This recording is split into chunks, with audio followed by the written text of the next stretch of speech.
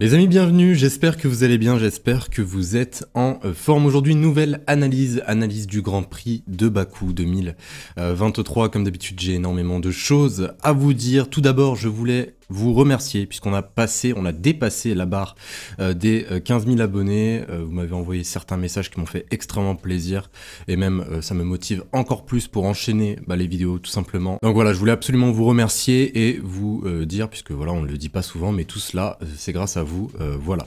Donc les amis, aujourd'hui analyse du Grand Prix de Bakou 2023. Tout d'abord, on va voir ensemble le circuit, puis ensuite on va partir sur la partie pronostic et analyse. Donc on perd pas plus de temps, n'oubliez pas le petit like pour le soutien, de vous abonner si ce n'est pas déjà fait, et on est parti pour les caractéristiques de ce circuit.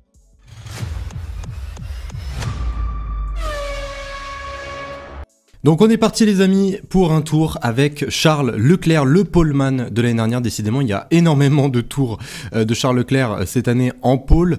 Alors ici, pour ce premier virage, on va venir freiner au 100 mètres. Généralement, on va le passer en 3e, 4e vitesse. Pour ce deuxième virage, qui est à 90 degrés, on va venir freiner beaucoup plus tard, généralement au 50 mètres. Nous arrivons maintenant sur la deuxième ligne droite de ce circuit. Bakou représente un très bon mélange entre des lignes droites et des virages sinueux. Et d'ailleurs, en termes de distance sur ce tracé, c'est tout simplement le deuxième tracé le plus long du calendrier aujourd'hui. Voilà, juste après Spa-Francorchamps, un tracé d'environ 6 km. On arrive maintenant dans une des sections, dans ce deuxième secteur, les plus compliqués selon moi, puisqu'il va falloir faire quand même très attention à la réaccélération. Généralement, les pilotes vont essayer d'avoir la meilleure rotation possible pour rentrer dans cette succession de virages. Voilà, notamment ce virage 8-9 qu'il faut prendre avec énormément d'attention. Voilà, essayez de ne pas se faire piéger puisque les murs sont extrêmement étroits. C'est vraiment un contraste entre les autres virages qui sont beaucoup plus larges.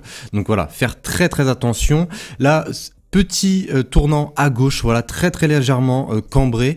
Il faut généralement le négocier à plein régime pour enfin arriver tout simplement vers la fin de ce troisième secteur avec un enchaînement super rapide. Donc là les amis, c'est tout simplement la partie du tracé avec le plus de dépassement. Généralement les pilotes sont aidés par leur DRS et même s'ils n'ont pas le DRS, l'aspiration reste extrêmement forte. Donc voilà les amis pour ce tracé de Bakou.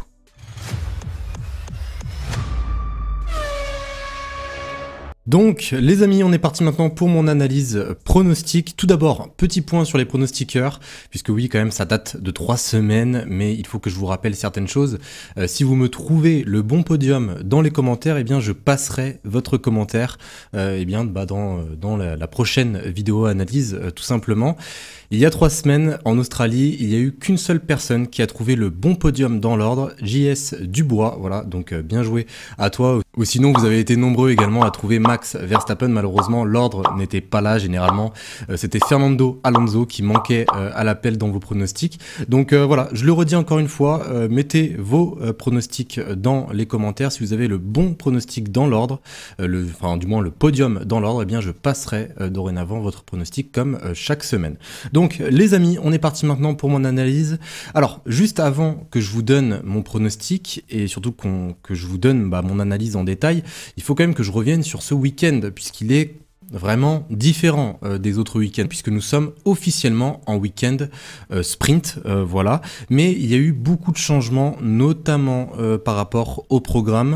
Alors laissez-moi vous dire déjà en détail comment ça va se passer avant de vous donner les horaires, puisque j'ai pas envie que certains saturent, on va dire, puisque c'est il y a quand même pas mal de changements, on va pas se mentir.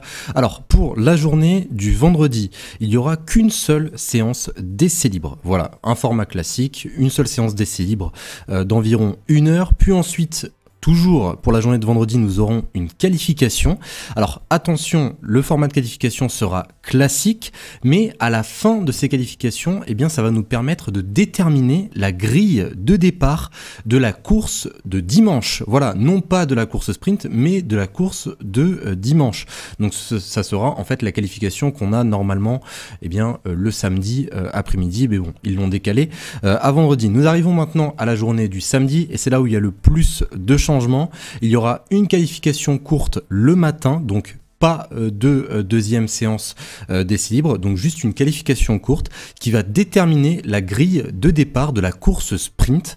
Voilà, d'ailleurs ça sera un format qui sera un petit peu écourté par rapport au format de qualification classique. Et ensuite toujours dans la journée du samedi, eh bien, nous aurons la course sprint, une course d'environ 100 km. Et enfin pour terminer, eh bien, le dimanche nous aurons eh bien, le Grand Prix normal, voilà, avec la grille de la qualification du vendredi. Donc voilà les amis, au niveau des points pour le Grand Prix, c'est comme d'habitude, 25 points, 18 points, 15 points, etc.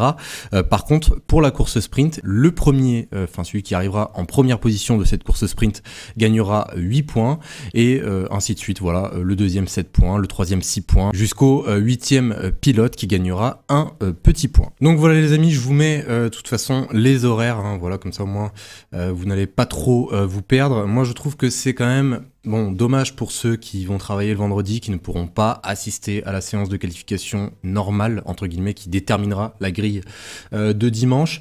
Après, voilà, ça risque d'être un très très gros rythme de course, de qualif, voilà, en un seul week-end. Ça risque d'être assez chargé, mais bon, j'ai hâte de voir ce que ça va donner. Dites-moi d'ailleurs ce que vous en pensez dans les commentaires. Je tenais vraiment à vous faire ce petit point quand même pour ce week-end, histoire de ne pas trop vous perdre, puisque c'est une nouveauté hein, totale. Hein. C'est vraiment la première fois que la F1 va tester ce format. On connaît déjà le format de course sprint depuis 2021, mais là pour le coup c'est un format qui reste assez différent et extrêmement chargé. Alors maintenant les amis, laissez-moi vous donner mon pronostic.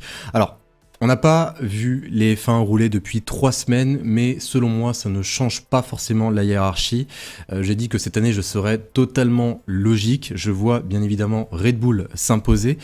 Non pas seulement puisqu'ils sont totalement dominants depuis ce début de saison, mais également car sur ce tracé de Bakou en Azerbaïdjan, eh bien généralement Red Bull s'en sortent plutôt bien. Donc logiquement, j'aurais plus tendance à mettre une Red Bull sur la plus haute marche du podium, mais pas forcément celle de Max Verstappen. Je mettrais plutôt Sergio Pérez.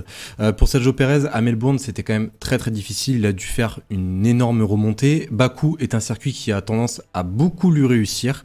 Voilà, pourquoi pas une victoire de Sergio Pérez. C'est, on va dire entre guillemets, mon petit pari, même si j'avoue que voilà, Max Verstappen est dans une forme olympique ces derniers temps. Mais bon, je laisse quand même Sergio Pérez premier. Deuxième, je vais mettre Max Verstappen. Je sais que ça arrive très rarement que Max Verstappen termine derrière Sergio Pérez, mais bon, je le tente quand même. On a déjà pu le constater cette saison, notamment en Arabie Saoudite. Donc envie de vous dire pourquoi pas. Et en troisième position, eh bien, je vais laisser une Mercedes et je vais mettre celle de Lewis Hamilton. Alors, pourquoi est-ce que je ne mets pas une Aston Martin puisque selon moi, là où la Aston Martin a un petit peu plus de problèmes, c'est notamment sur sa vitesse de pointe. J'ai l'impression que Mercedes s'en sorte beaucoup mieux. On sait à quel point la vitesse de pointe est importante à Bakou. Donc, envie de vous dire, pourquoi pas une Mercedes devant une Aston. On a déjà pu le constater à Melbourne il y a 3 semaines. Les Mercedes sont plutôt bien revenu dans le coup, donc voilà, c'est pour cela que je vais mettre une Mercedes. Un petit mot également sur Ferrari. Alors Ferrari, ce sont pratiquement les seuls à ne pas ramener de pièces sur leur monoplace, d'évolution sur leur monoplace ce week-end à Bakou, donc honnêtement, je vois très très mal Ferrari faire une bonne performance. Ils passent en ce moment même une période très très difficile et ils ont beaucoup de mal à sortir la tête de l'eau. En tout cas, voilà, j'espère me tromper vis-à-vis de Ferrari, mais je ne les vois pas forcément faire une très très grosse performance à Bakou. Et pour terminer, juste encore un petit mot par rapport à McLaren. Alors McLaren, c'est ceux qui vont rapporter le plus de pièces ce week-end à Bakou.